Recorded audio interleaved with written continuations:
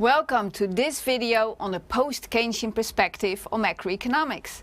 I'm happy that you're here because now I will present insights from the world's most important macroeconomist that has ever lived, John Maynard Keynes.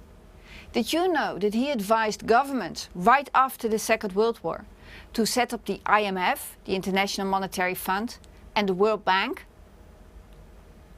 In post-Keynesian economics, the economy is regarded as an open system, just like the weather or the human body. This means that a system has external interactions and that there are feedback effects between internal and external levels. Keynes recognized that the economy has interactions with nature, society, human psychology, culture and politics. He pointed at two features in particular. One is the fallacy of composition. This is the wrong assumption that the aggregate is simply the sum of the parts. We can see that particularly in financial markets, which often show herd behavior, simply following what others are doing. We already saw this concept in week 5 when we discussed financial markets. Herd behavior leads to bubbles and bursts in asset markets, from housing markets to currency markets.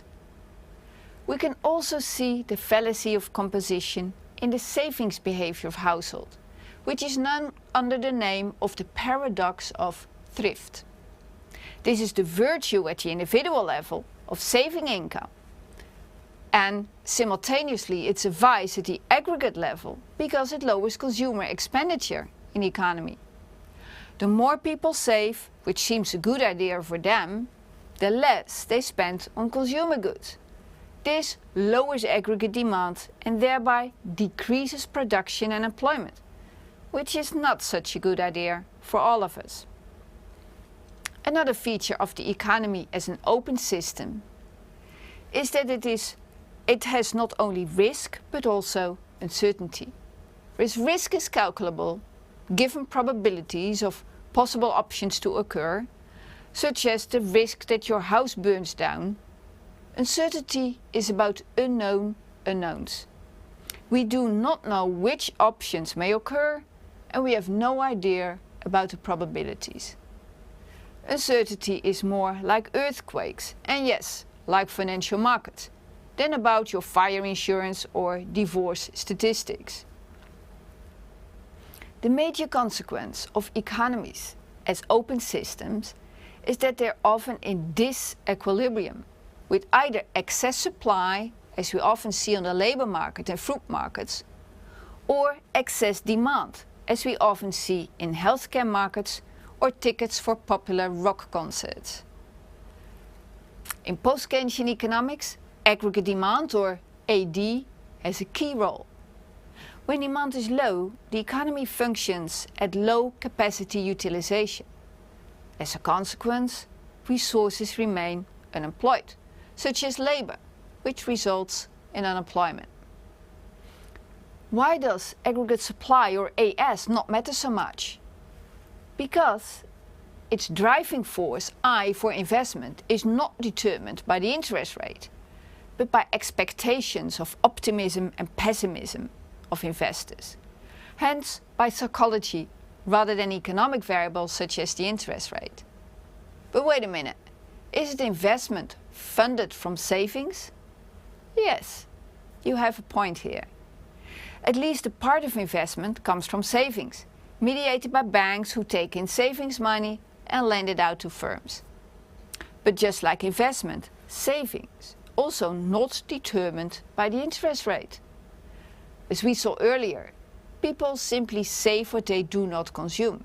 So savings is what is left over of income after consumption.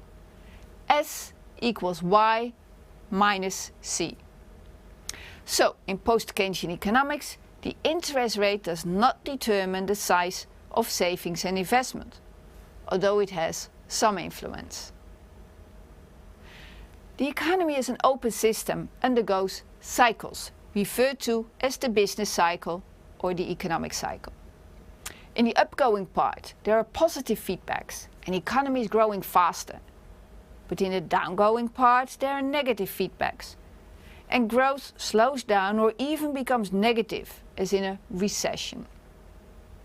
An example of a positive feedback is that more employment leads to more aggregate income and hence more consumer spending, which in turn expands production and employment further. An example of a negative feedback is that during a recession people are uncertain about the job and hence save more money. As a consequence, they spend less, and this will reduce the sales of goods and hence also reduce production. This leads to less employment, which reinforces people's fear of job loss even further. The diagram on the slide shows you AD and AS, which by now you should know what they mean. Note on the axis, the vertical axis is Y, total income. On the x-axis is N, employment. The intersection of the two curves is the point of effective demand. This determines the level of output and employment in the economy. Both aggregate supply and aggregate demand show a positive relationship between Y and N. They have positive slopes. Do you also see that the slope of aggregate demand is less steep than of aggregate supply? Let me explain why this is. The slope of AD is less steep because for any fixed amount of increase in income, AS will simply lead to more labor hired. This brings no feedback effects on supply and there are no endogenous effects. But the same amount of income increase on the demand side will have positive feedback effects on employment. These are called endogenous effects. More labor employed implies more investment by firms, I. More employment means also more wage earnings and hence more consumer spending, C. And more employment means higher tax revenue from labor income for the government, T. And this allows for more government expenditures, G. This is the multiplier that we see working in AD but not in AS. So AS is steep because for any given increase in income, there's a similar increase in employment. But AD is flatter because the same increase in income results in a much bigger expansion of jobs through the endogenous effects expressed in the multiplier. The post-Keynesian policy implication is that stimulation of the economy is more effective through the demand side rather than through the supply side. Let us zoom in on consumption, which, as you know, is a key element of aggregate demand. Low-income groups consume much out of their income and save little, because they need most of their income to make a livelihood. But high-income groups save a lot and consume less as a proportion of their income. They have much more money than they need to eat, to live and entertain themselves. This is shown in a diagram. The consumption curve levels down at a higher level of income, which is Y on the x-axis. The policy implication is that the more pro-poor policies, the bigger the effect of stimulation policies on AD. In other words, policies that redistribute income from rich to poor through higher taxes for the rich and lower taxes for the poor are not only good for poverty reduction, but even good for the economy as a whole. So you see that you can be both a socialist and a minister of finance. The opposite of a multiplier is leakages from an open economic system. Macroeconomic leakages are non-consumption uses of income, which reduce aggregate demand. These are savings, taxes, and imports.